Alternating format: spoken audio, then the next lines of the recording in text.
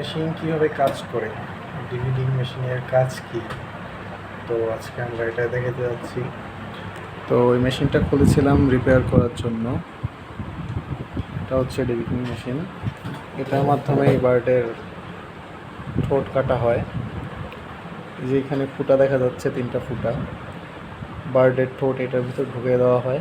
আর পিছনে যে ব্লেডটা দেখা যাচ্ছে, এই ব্লেডটা অনেক গরম থাকে। এই গরম উত্তপ্ত ব্লেড দিয়েই বার্ডের ঠোঁট কাটা হয়। তো আমি মেশিনটা এখন অন করে দেখাই দিব কীভাবে কাজ করে। তো এখানে আমাদের অন অফ সুইচ আছে, তো আমরা এটা অন দিয়ে দিলাম। অন দেওয়ার পরে আমরা এখানে রেগুলেটরটা দিয়ে দিলাম। পিছনে অ্যাডজাস্ট ফ্যান চালু হয়ে গেছে।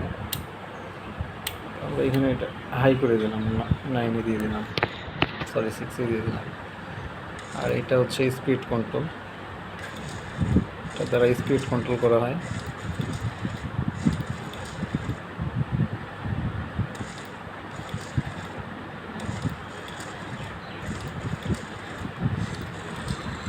দেখতে কিছুটা কাঁকড়ার মতো।